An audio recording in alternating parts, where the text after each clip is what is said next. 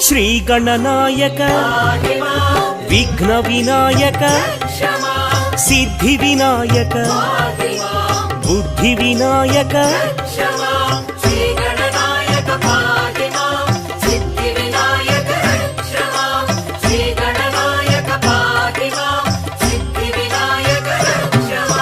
మూషిక వాహన మోదక హస్త పార్వతి తనయ పాప విమోచన